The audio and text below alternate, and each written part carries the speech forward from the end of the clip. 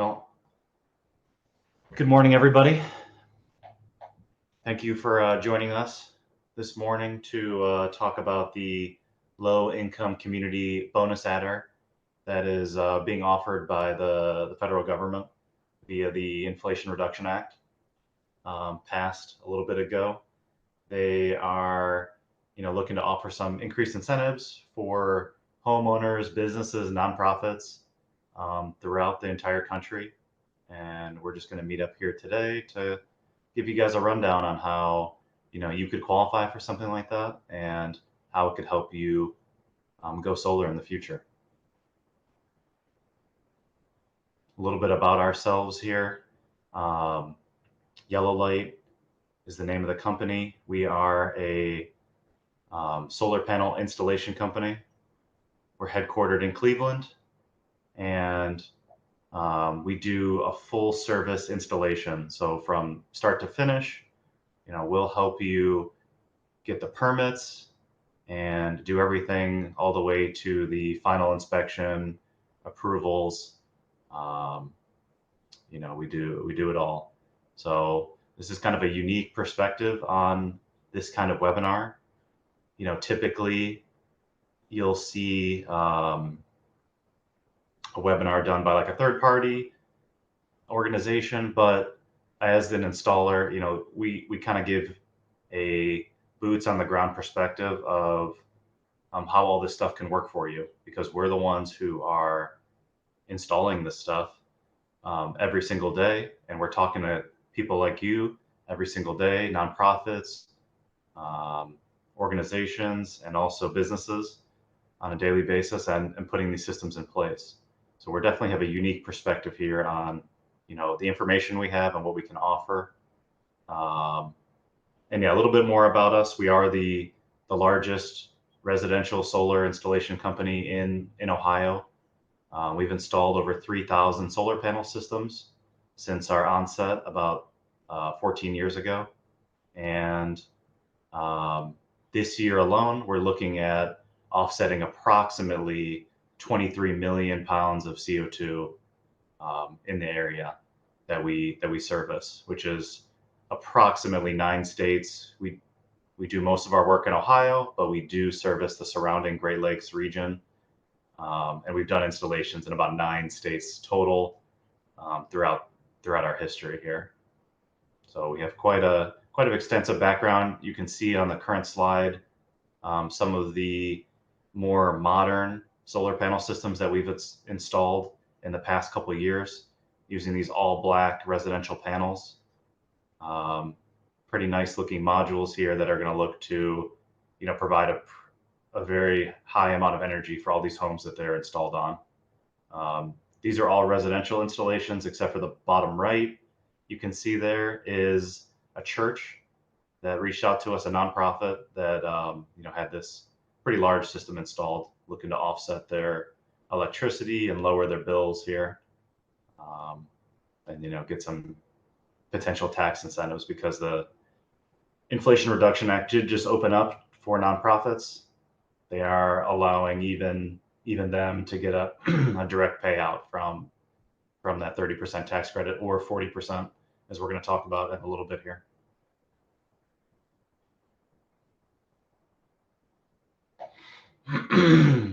And yeah, before we get into the meat and potatoes here, my colleague Danielle is going to be helping out with that. I just want to give a disclaimer that we are an installation company. We're not like your CPA or lawyer or anything like that. So we're not giving any tax or legal advice. We're kind of just bringing these programs to your attention, and then obviously we can help and facilitate and get you information about how all this stuff works. But just want to toss that disclaimer out there first before we get into this. All right, and let me hand this off to Danielle here. He is our marketing director. You can take the floor. Thanks, Kevin. That was a nice introduction. So, hi guys. My name is Daniel. This was something in the works. We finally are able to pretty much inform you guys on what this nice 10 to 20% bonus adder is. It is different from your regular ITC federal tax credit. So it is nice, it is new, and it did actually just open up. So my part is just to give you a brief description of what it is, what are the four main categories behind it, and just a main overview of what we'll be discussing today, which is just residential. There will be a separate webinar set up for a commercial or just for the nonprofits itself, which is more complicated than the residential side. So let me just go on over here to just talk about what does qualify, what does not qualify. And when it comes to this, your solar battery also qualifies within this extra 10 or 20% bonus adder. For you to add in that battery with or to add in this battery for it to qualify for this bonus adder, it has to meet a 50% mark. So let's say you have a 5 kilowatt system, your battery has to be doubling this. So the easiest way to understand that is it just has to be 50% of what your system size is. That makes it more, or it qualifies it to be added onto this bonus adder just for the battery aspect. But when we come down to the four main categories, where residential, or at least where we will be targeting today, will be the first two categories. The third and fourth category does sometimes fall under for residential, but the first and second category is mainly for residential. And just for each year, it does reset. So as you can see, for each category, yeah, Kevin. Yeah, sorry, I just wanted to pop in here first. It's good to note that before we go down the rabbit hole about these bonus adders, what we're adding on to is the initial 30% federal tax credit that the federal government is offering. So it's not a deduction, it is a tax credit that goes against any renewable energy investment. So you get solar panels installed on your home, you purchase the system from us, it gets installed, and then that next calendar year, you'll be able to receive that 30% tax credit against your income tax in that calendar year. So if it was installed, let's say this year, 2023, you'd be able to file your taxes in April of next year, 2024, and get 30% of that total cost back to you. That's basically you're getting your income tax that you sent to the federal government back to you. And now what Danny's talking about is getting an extra bonuses on top of that to make it 40 or even 50% of the total investment coming back to you. I just want to make sure that we're all aware of, the general, tax credit scope that we're talking about. Yeah, sorry. No, you're definitely right. I definitely skipped on that part. Just to say, this is the bonus on top of the 30%, just like how Kevin said it. And if you guys have any questions along the way, just feel free to just send it in. You can always just stop to just answer them. When it comes to the bonus adder themselves, and when we're looking at category 1 and 2, each category has an allocated slot. So as you can see, for category 1, we're just, or at least 700 megawatts is allocated just for this category alone. 200 megawatts for category 2, 700 megawatts, and 700 megawatts for 3 and 4. So just for this year alone, it is only half of this. So just because we're almost towards the end of the year, and this was just finalized in August, only 50% of this allocation would be dedicated to each category. So for category 1 and 2, it will be 350 and 100 megawatts. From next year, it does reset, so you are able to apply it every single year, and it is more so a allocation, and it is allocated as a award. So if you receive it, you can qualify, you can pretty much add on to the 30%. If we go down into category 1, there are 2 subdivisions when it comes to this. So out of that 100% of the total, the 700 megawatts, 70% of that is directly tied to your residential properties. So this would be a behind the meter category, and then there is the front side of the meter category. So anything that falls in section 1A would be considered your regular home. And the best way to understand if you qualify or not, I will share this link. It is a link to a map where if your address falls directly onto this, then you automatically qualify. You are able to apply for this. 1B is more so to do with churches, schools. If you fall in the map, you pretty much qualify for this as well. It's just a matter of seeing that if you fall on this map, and then if you're able to apply, and then if you're allocated this award. So those are the three things. Now you might be questioning what is considered a low income community. And by definition, like the Treasury has answered this, I think multiple times, but when it comes directly to this, you would categorize yourself in the 45DE section, just to say where you are. And that's where the map helps out more, because there's multiple ways where you can figure out if you are, or I wouldn't say there's multiple ways. I'd say it does get complicated when you want to qualify or understand if you do fall under that low income community definition. But the best way is to look at the map, and if you are a low income homeowner, then, and you live in a wealthy neighborhood, then it could work against you. But the trade-off is that the same situation, if you are a high income homeowner, but you live in a low income community, then you qualify. So there's a vice versa situation. There are trade-offs in that part, but it is nice to know that if you fall under this map, and if you qualify over here, then you very well can apply for this. And I'll go into the map over here in a second, just to show you what it looks like. So this is what the link would take you to. This is the map provided by the Treasury. So you can see a bunch of different colors, mostly green. And if we just zoom in more onto Ohio itself, you'll see that any color that is green, you automatically do qualify. And if you click directly onto any area that is green, it will tell you which category you would fall under as well. There is a search icon on the top right. So if you want to put in your address right there, you can instantly find out if you qualify and what it would take for you to just start your application today.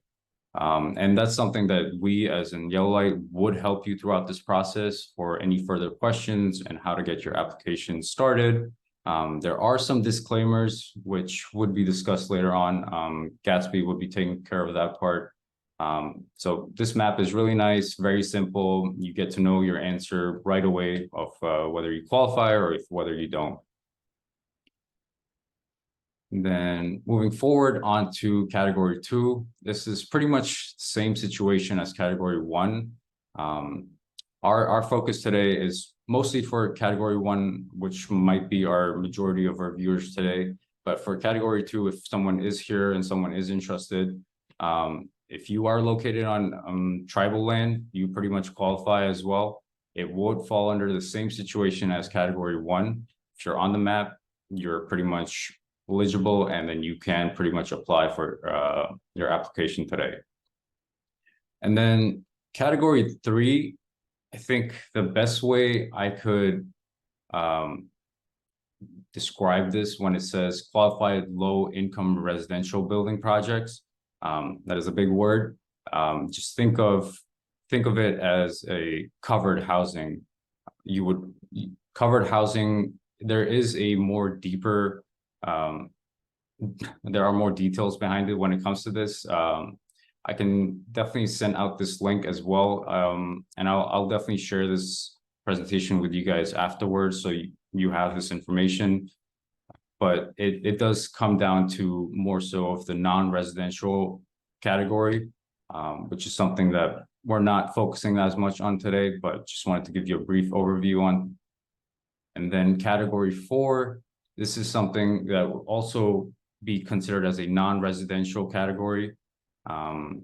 When it comes to this, I would try to consider this as a community solar initiative, where if the best way I could pretty much go into this is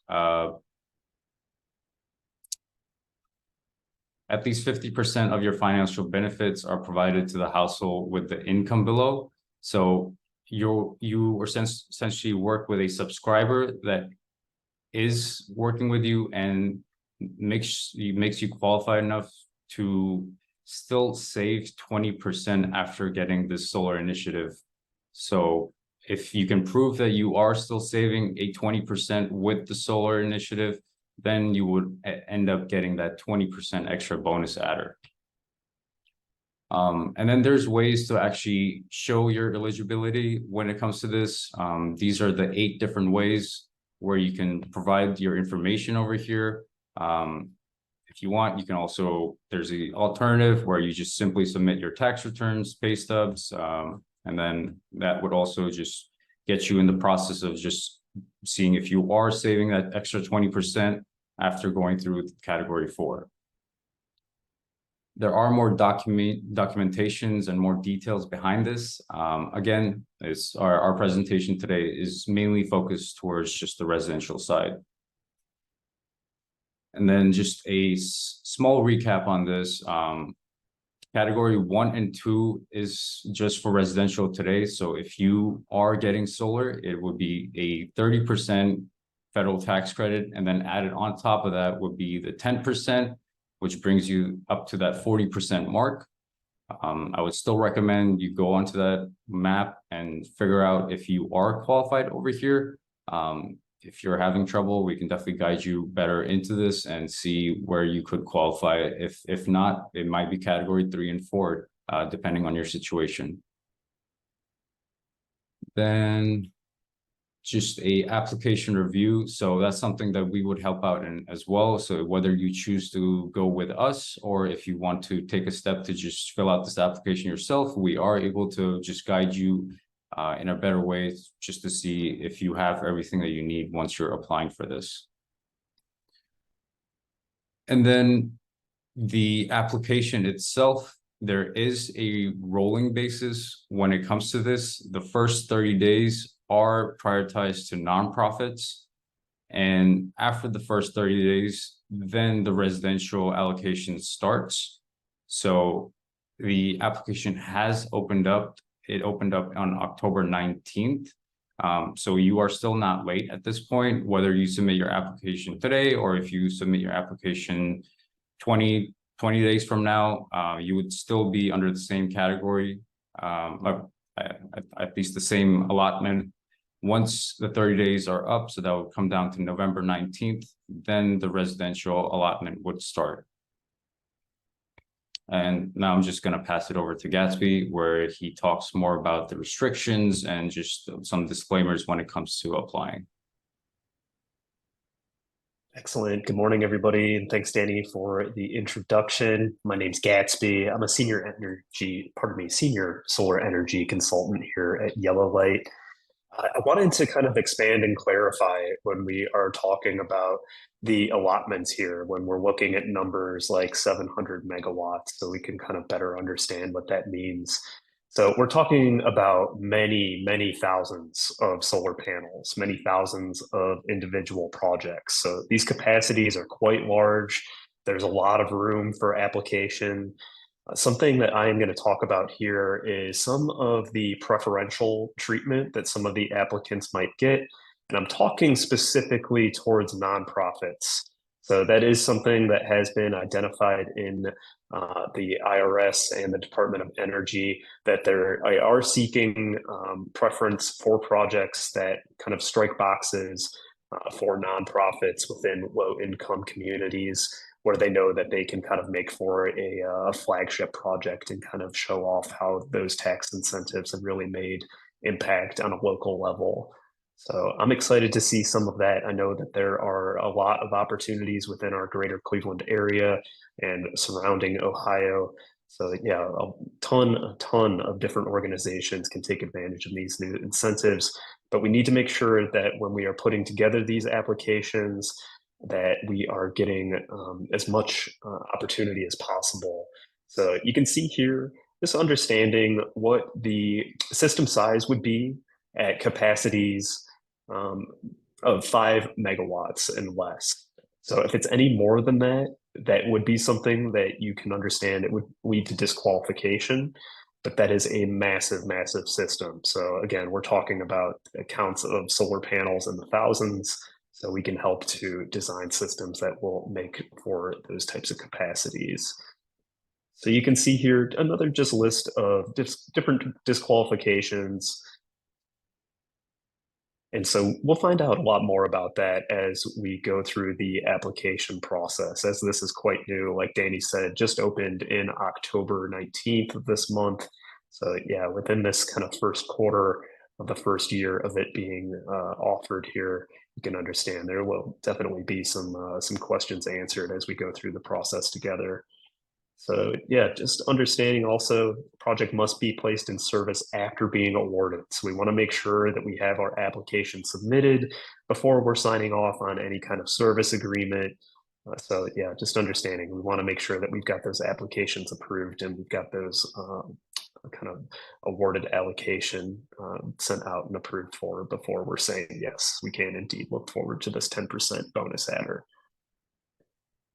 So just another list of a few other things that might kind of put you at risk.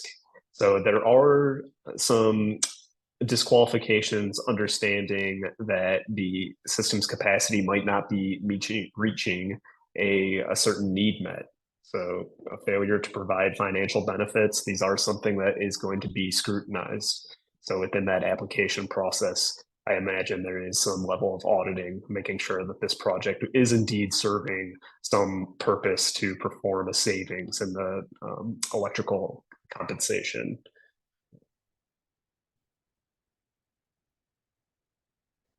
So yeah, also understanding there is quite a bit of money on the table.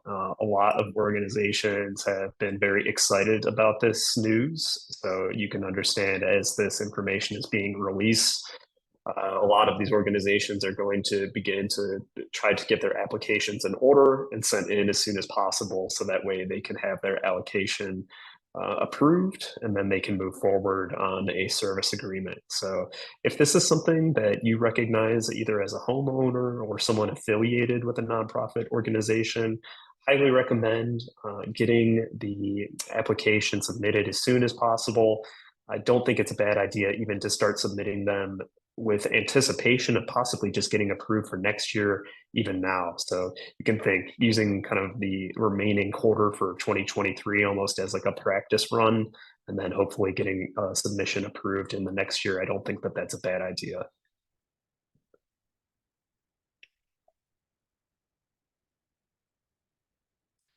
So the timing from here, we'll understand that the application has been announced as of this month. But again, timing for things and understanding that there is quite a bit of interest. You can understand the parties that we're working with here, the Department of Energy collaborating with the IRS. It can take some time. However, within that application window, we can understand about a month to 3 weeks for notification from Department of Energy for approval through the IRS being sent back to the applicant. So again, about a month until you can anticipate getting some word back on approval. From here, I'm going to pass it off to another consultant and good friend of mine, Mr. Nick Gable, if you would please. Thank you. Excuse me. Thank you, team.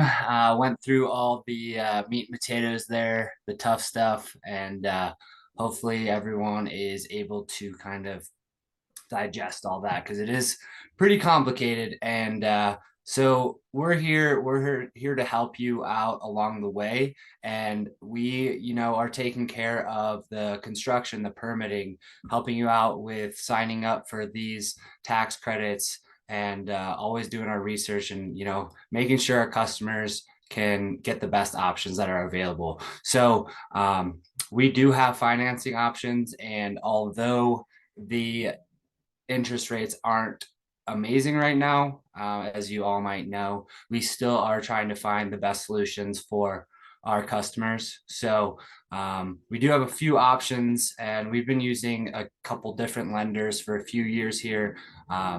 So we use a few different private lenders as well as credit unions. So these 3 different types of companies are set up specifically for solar loans. So they are national companies, and they're going to help you out as well as our assistance to get you those lower rates, sometimes lower than the actual Fed rate, which is pretty nice. So these options are right now even lower than like the average mortgage rate of like 8.3%. So, if you could lock in a financing rate on a solar loan for less than a mortgage, I would say we're all winning here. So we do take care of the whole construction, permitting, all that. And now we're going into solar leases here. I was talking a little slow there. So solar leases are nice because they're going to work similar to a car lease, but even with less headache than a car lease. So we're going to take care of everything. The lease company is going to take care of everything. We're just getting into this now, so this is all preliminary information mostly, and so we're still discovering. But from what we know right now is that you are just responsible for that monthly lease payment, and the lender as well as YellowLite is responsible for everything else. So you don't have to worry about maintenance or warranties or taking your system down or anything like that. The lease is going to take care of that. So we're going to offer you 0 upfront costs, and then you don't start paying until that solar production is helping you out. So you own the energy produced, but you don't own the equipment. So you don't have to worry about any of that. And then that tax credit that we've talked about the last 20 slides, that's going to be absorbed by the lease to get you that lower payment. So you actually don't have to worry about submitting your taxes and trying to get that tax credit and then applying it towards the loan, how you would with a financing option. So I would say it's an easier option with less headache, and we're going to keep looking into this for our customers. And we're going to do a team question and answers and open up the doors for any questions from you all today.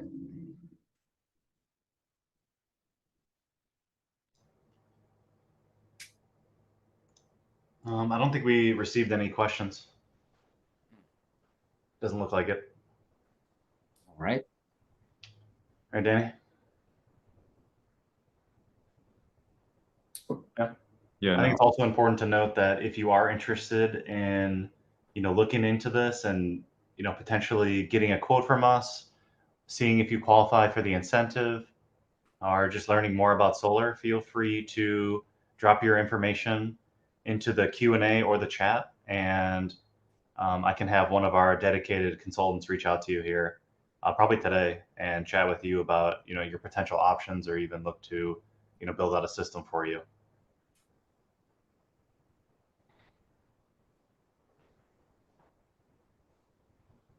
Other than that, I think this is not a horrible place to draw the line. We had a good amount of information that we put down. I don't think we want to go too crazy in depth with anything. Just a good overview. And if no one has any questions for us, then I think we'll be okay to wrap this up. I'm probably going to hang on the meeting for like a minute or two to see if anyone else has anything that they want to ask. Otherwise, we appreciate you coming out here and listening to us and your interest in renewable energy systems. Hopefully we can help you, get some solar panels here in the future.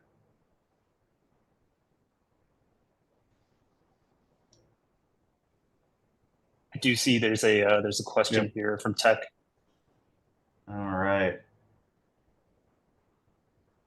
So if I do a low income application, Now, does it work for next year? Is his question. Well, if you went to go submit it now before the end of the deadline, which we have 20 days left over, if I understand that correctly, then you could be able to redeem that tax credit for your next year installation. You would get the approvals probably within a few months from the federal government saying, hey, you would get that 10%. And then YellowLite, us, would look to install the system most likely in the spring of next year. And that's, then that next year in 2025 is when you'd file for that credit and get that 40% tax bonus back to you.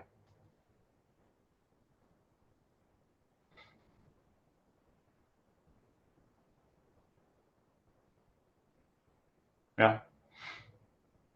We do have a quote that we built out that we can kind of give like a quick rundown for people who are hanging out in the meeting. It's just really general. One that I made for a house by where I live. And it kind of gives you an idea of the scope and what kind of like costs we'd be looking at. Like I said, we have a unique perspective being the installer that we can give you, a good idea of what it would actually cost to do something like this because we, do all the work. So here's what we're looking at. This is just a test system. It is a nice unshaded south-facing roof, which is ideal for us to install solar on. No trees in the front yard. I was able to fit 12 panels, which is a pretty modest system. I would say definitely on the small side.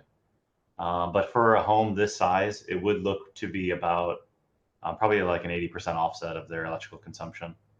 You can see this usage breakdown here. Graph is showing the blue is how much energy the solar panel system is generating. And then the red is approximately how much energy the home is consuming during each month of the year. So you can see this modest to small system is looking to overproduce or to generate more energy than the home needs in April, May, June. And then for other parts of the year, it's like a 90% offset. And then towards the winter time, it starts to struggle a little bit. But that is, completely expected in our area. And another key advantage looking into solar in Ohio, especially Cleveland, First Energy, our utility company does have a dollar for dollar net metering program, one of the last remaining ones in the country. So as you're looking at these graphs, you're essentially looking at the dollar offset amount as well. It's slightly more complicated than that, but if you reach out to us for a quote, we can give you a deeper dive into how that would work for you. And then you want to scroll down to the cost section. We're looking at about a 9.5-year payback on this. And then, we'd be looking for about 14,800, I think is what it was. Yeah, right around there for the total installation costs. And then, if you qualified for the additional 10% content adder, you can see it all put in there. So really, you'd pay us 14,700. And then when you went to go file your taxes that next year, you'd get a nice $5,900 tax credit. And then your net cost for the system would be about $8,000. So not only is our equipment some of the least expensive that we've seen in years, but also these added tax credits, make this a really advantageous investment for anyone who is interested and has, the potential to invest in this. There's also solar renewable energy credits that are available through the state of Pennsylvania that we can sell in Ohio that, net you another, couple $100 a year, depending on the system size. So it's definitely a great time to look at solar. If you are interested, highly recommend, reaching out to us here and we can provide you some more exact details about your situation. And I think that that should do it for us. If anyone else has any questions, we'll wait around here for like a minute or two. Otherwise, thank you again for coming out and listen to us chat about this exciting new incentive program. I just wanted to say thanks for everyone joining us today. If anybody is interested, you're welcome to text either Nick or Kevin or any of the consultants here at YellowLite. So the numbers that you see there, you can text us if it's something where you might prefer to just do that rather than give us a call. but yeah, happy to make an appointment and give a individual consultation as needed.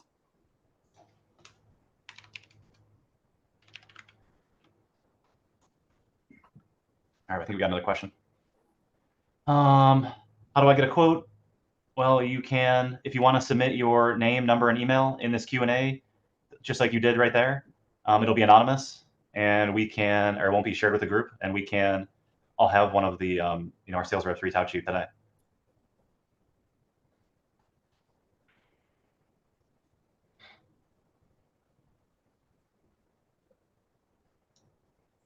Or if you don't want to do that, you can just go on our website. Our number's on there, YellowLite.com. Another question, will YellowLite help us get financing approved? Yeah, like Nick said, we work with a couple different vendors, a credit union being one, and then we work with some private vendors as well who offer financing, and we have a pretty good relationship with each of those entities. So all you have to do is provide us your email address, and then obviously we'll provide the system information, and we can get you pre-approved pretty easily and get that whole ball rolling for you.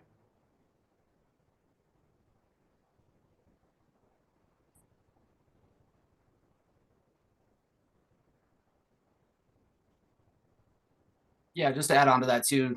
So, we're here to help you along the way. So the tax credits, the financing, the design, we'll submit everything for permitting. And it seems like a really easy experience from what I've heard from our customers. I mean, once we get the project going, the customer pretty much just gets to sit back and let us take care of everything and sign a couple documents along the way. So it's not a very tedious process at all. Even if we do like the lease, the 10% bonus adder, like we're really going to help you along the way there. Yep. Yeah, we do. We got another question. The companies that we work with, the major two are Clean Energy Credit Union and Sunlight Financial. And then we're also working on a relationship with Sonova and Human Credit. Sonova is a unique one. They will be our partner offering leasing. So they'll be, pretty interesting. If you don't have any tax liability and can't absorb the tax credit, then a lease would be a really good option for you to get solar and really only make a small monthly payment on it rather than having to take out a loan and pay that off over the lifetime of the system. They also offer some pretty nice warranties over that lease period. So it's pretty cool. New thing that's coming to Ohio, and we're excited to get onboarded. I actually just got an email this morning saying that we have we moved on to the next step and are going to be ready to offer it here in November. Awesome. I'm really excited about that. Yeah, same.